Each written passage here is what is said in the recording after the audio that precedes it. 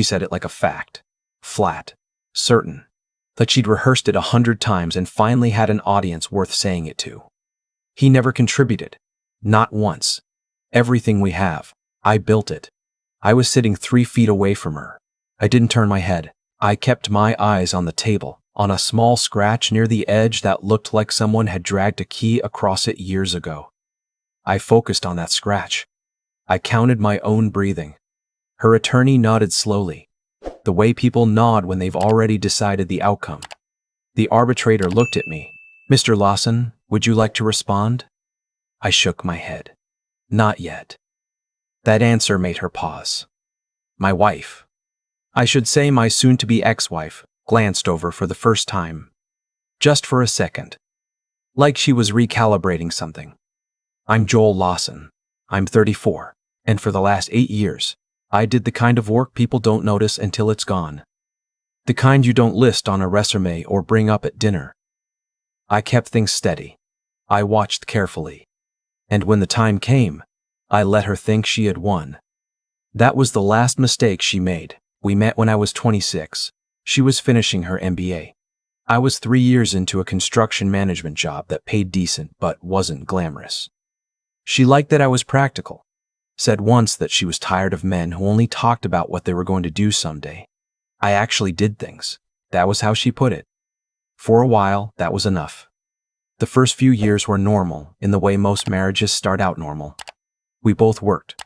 We split things unevenly the way couples do when one person earns more. She pulled ahead career-wise around year 3, got a promotion at her firm, a real one, managing a team of 12. I was happy for her. I mean that. I didn't feel threatened. I kept my head down at my own job, put money into savings quietly, handled the things at home she no longer had time for. That's when the shift started. Not all at once, the way water erodes something. You don't see it happening, you just look one day and realize the shape has changed. She started working later. Started taking calls in the car before she came inside. Started using a different laptop for personal things, one she bought herself, separate from the one the company gave her. I noticed. I didn't say anything. Not because I didn't care, because I had learned that pointing things out too early just makes people more careful. By year 6, we were more roommates than anything else. Polite roommates. Coordinated calendars. Occasional dinners where we both stared at our phones. I tried twice to bring it up. Both times she said I was being dramatic. Said I couldn't handle that she was successful. Said some version of "not everything is about you." I stopped bringing it up. But I kept watching. It was a Wednesday night in January when things became concrete. She was on a call in the other room. I wasn't eavesdropping. I was getting water from the kitchen and the door wasn't fully closed. I heard her say one sentence before she pulled the door shut. "The timing has to be right. We can't move anything until after the first quarter." I didn't react. I went back to the living room, sat down, kept the TV on. But I turned that sentence over in my mind for the next 3 days. Move anything, first quarter. She worked in brand strategy. There was no reason that phrasing should mean what it was starting to feel like it meant. Unless it wasn't work. I didn't confront her. I decided I needed to understand the full picture before I said a word. That decision probably saved me. The first thing I did was pull our joint bank statements. Not the summaries she'd been managing, the full transaction histories I requested directly from the bank. This took about a week to come through. When they did, I sat at my desk at 11 p.m. and went through every line. Most of it was normal. Groceries, utilities, car payment, subscription services. But there were transfers I didn't recognize. Not large amounts. That was the thing.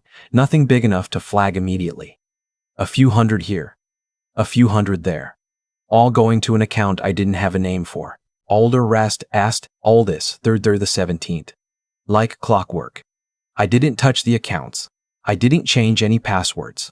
I didn't even log into the joint portal after that, because I didn't want any footprint showing that I'd noticed. I printed what I had and put it in my truck, in a folder behind the seat, then I waited. The name showed up about 3 weeks later. I wasn't looking for it. I was helping my brother-in-law, her brother actually, move some furniture, and he made a comment that didn't land right. We were loading a dresser into the truck and he said, almost to himself, At least someone's got it figured out. I asked what he meant. He shrugged. Said something vague about not getting in the middle of things. Then he said a name. Prescott. Just the last name. Said it like I'd know who it was. I didn't. I nodded like I did, kept carrying the dresser.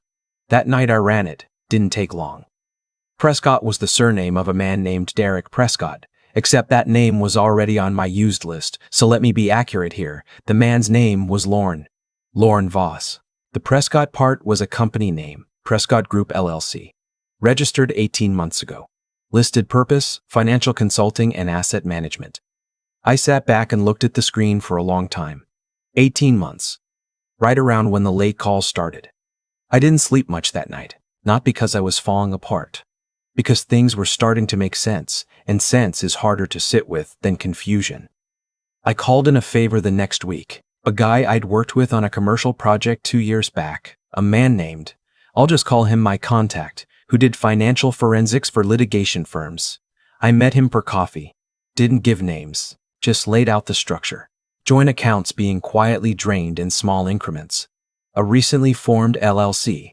A spouse with motive and access. He listened. Stirred his coffee. Said, they always underestimate the paper trail. He agreed to look at what I had, off the record. 2 days later, he called me. He said the structure I described was textbook pre-divorce asset positioning. Small transfers below reporting thresholds. Routed through an intermediary entity. The goal wasn't to steal money in an obvious way. The goal was to reposition it so that by the time a court looked at marital assets, the number would be much smaller than it actually was, he said. She's not trying to take everything. She's trying to make it look like there's nothing to take. I wrote that down. I kept building the file. Transaction records. The LLC registration documents I pulled from public business filings. Screenshots of the timing patterns. I requested archive statements going back 3 years. Every piece organized in a binder I kept locked in my truck. I didn't change my behavior at home. We still had dinner some nights. I still asked about her day. I didn't go cold on her because cold would have been noticed. I kept things exactly neutral. The kind of neutral that doesn't raise flags. And I did one more thing. I filed a document, a formal request for financial review, with a specific agency, timed to process after any court finalization. Not before. If this went the direction I thought it was going, I needed the review to open after she felt like it was over. The moment she thought she'd gotten away with it was the moment everything would unravel. Timing mattered more than anything else. She filed 3 weeks later. I wasn't surprised. I had started to wonder what was taking so long. Her attorney was a man named, I'll call him by what he was, her lawyer, and he moved fast. The initial filing was aggressive. Contested assets, contested contributions, a narrative that positioned her as the primary financial architect of our entire marriage. Every document they submitted told the same story. She built it. I benefited from it. I was owed the minimum. I read through their filing the night I received it. Sat at the kitchen table. Cup of coffee going cold next to me. It was well constructed, I'll give them that. If I hadn't been paying attention for the past 4 months, I would have walked into that room and had almost nothing. But I had been paying attention. I agreed to almost everything in the preliminary paperwork. Didn't push back on the house. Didn't argue the car. Signed off on timelines without hesitation. Her attorney kept waiting for me to fight something. I didn't. I watched him get more confident with every document I returned signed. That was exactly what I needed. The session was in a conference room, not a full courtroom. A mediation arbitration proceeding, which in some ways is more clinical. Just a long table, 2 attorneys, an arbitrator, and us. She came in looking composed. The kind of composed that takes effort. I recognized it because I'd seen it at work events when she was managing how she came across. She sat down, folded her hands, and didn't look at me. Her attorney was smooth. Presented their financial summary like he was walking the arbitrator through something obvious. The numbers had been curated carefully. The marital estate, as they framed it, was modest. Most of what they listed was either in her name or in accounts I didn't have access to anymore. The LLC wasn't mentioned. I sat and let it happen. The arbitrator went through the standard questions: background, duration of marriage, living arrangements, general contributions. Then he turned to her and let her speak more fully. She said I had never taken initiative. Said she had driven every major financial decision. Said my income had barely covered shared expenses and that her career had been the real engine of everything we accumulated. She said, I built this. He was just present. I heard her brother's voice in my head. At least someone's got it figured out. She had been planning this longer than I realized. Probably longer than I wanted to know. The arbitrator turned to me. Mr. Lawson, is there anything you want to respond to at this point? I said. I'd like to wait until the end if that's all right. He nodded.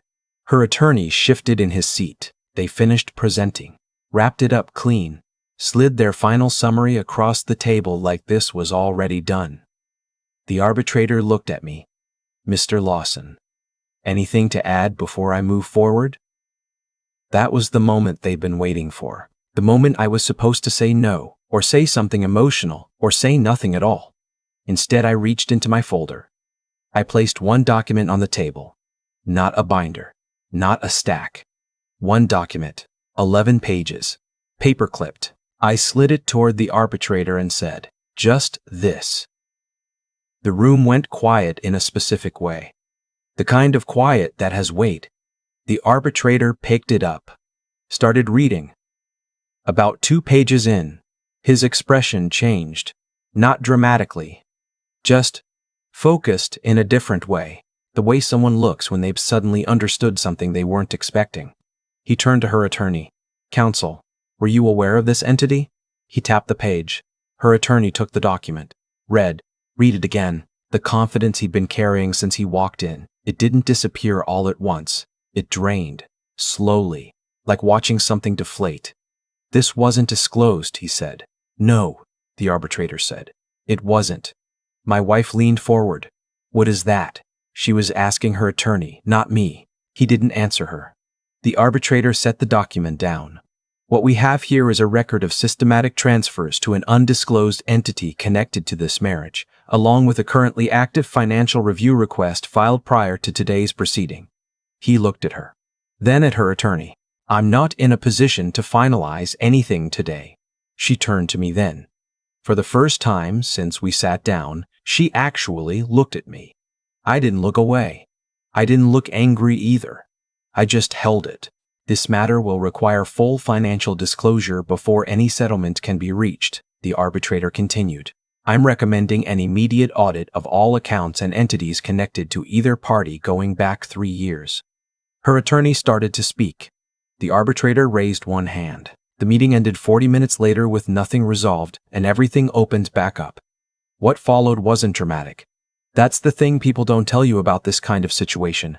The aftermath is mostly procedural. It's documents and timelines and calls from attorneys. But the process worked the way it was supposed to. The LLC was audited. Lorne Voss was deposed. He did not, as it turned out, want to absorb consequences that weren't supposed to be his. He cooperated. Fully. That's how these things usually go when the pressure hits someone who thought they were a secondary player. The full transfer history came out. Every transaction. Every date. The pattern was exactly what my contact had described. Structured, calculated, and now plainly visible. The final settlement looked nothing like what she filed. The assets that had been repositioned were repositioned back. Penalties were applied. Her attorney filed a motion to withdraw from the case midway through, which told me everything I needed to know about how he felt his ethics exposure looked at that point. I didn't push for anything beyond what was fair. I want to be clear about that. I wasn't trying to punish her. I was trying to make sure that what I had built, the years of steady income, the savings I had contributed to, the real financial foundation of our life together, wasn't just erased because someone had planned carefully and counted on me not noticing. I noticed. The last time I saw her in a formal context was the final review hearing. She looked different than she had that first day. Not broken. She's not that kind of person. But something was gone. The certainty, maybe. The sense that she had already figured out how this would go. We were walking out of the building afterward, going in different directions. She slowed down for a second. I thought she might say something. She did. How long did you know? I thought about it for a second. Not the answer. I already knew the answer. I was just deciding how much of it to give her. Long enough, I said. She nodded once. Like that actually made sense to her. Like maybe part of her had always known I wasn't as unaware as she'd counted on. Then she walked to her car. I walked to mine. That was it. I've had time to think about what I'd tell someone in the same position. Someone sitting at that table, hearing those words. He never built anything. And feeling the urge to stand up and fight right then and there. Don't. Not because the fight isn't worth having. It is, but because reacting in the moment gives away every advantage you have. The moment you show your hand, they adjust. The moment you go quiet and start watching, instead of reacting, that's when you actually start to understand what you're dealing with. Document everything. Not dramatically, not obsessively, just steadily, carefully, consistently. Because quiet work leaves no trace unless you make one yourself. And in a room where someone is trying to rewrite your story, the only thing that speaks louder than their version is proof. I spent 8 years doing work that nobody talked about. Work that kept things running, kept us stable, contributed to something real. She tried to make a room full of people believe none of that existed. One document. 11 pages. That was enough. I've thought a lot about the moment she said it. Not just the words, the way she said them. Flat and certain, like she'd already decided that saying it out loud would make it permanent. He never contributed. Not once. And I sat there and let her finish. People have asked me since then how I stayed that calm.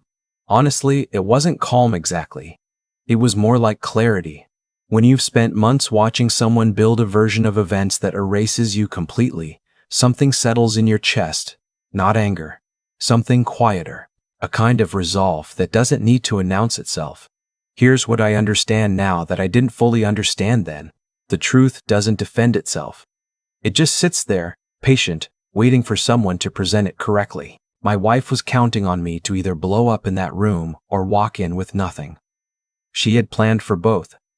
What she hadn't planned for was 8 months of quiet, steady documentation sitting in a paper-clipped folder. That's the part nobody talks about when they tell you to stand up for yourself. Standing up doesn't always look like standing up. Sometimes it looks like going home and pulling bank statements at 11 p.m. Sometimes it looks like nodding politely while someone dismantles your reputation, because you know it's coming and they don't. Lauren Voss thought he was invisible. Small transfers, timed carefully, routed through an entity with no obvious connection. It was smart, but smart and thorough are different things. He was smart. I was thorough. That distinction ended up mattering more than anything else in that room. There's something I think about when it comes to what she did, not the betrayal of it, but the thinking behind it. She genuinely believed I hadn't been paying attention. For years. And maybe I hadn't been, not fully. But the moment I started, I didn't stop. That's the thing about underestimating someone who's patient. They don't announce when they start watching. They just watch. I don't think what happened to her was punishment from somewhere outside of us. I think it was just math. Every decision she made created a record. Every transfer, every date, every entity. She built the case against herself one transaction at a time, and when the arbitrator read that document, he wasn't reading something I created. He was reading exactly what she'd done, in the order she'd done it. The record was hers. I just found it. Would I tell anyone sitting where I was sitting? Hearing their name dragged through a room by someone who knew exactly how to make it stick, is this. Your first job is not to react. Your first job is to understand, completely, before you say a single word, because once you understand the full shape of what's in front of you, the response becomes obvious. It stops being emotional. It becomes practical. 8 years of steady work didn't disappear because she said it did. It was there in the records. It was always there. I just had to be the one to bring it into the room. One document. That was enough.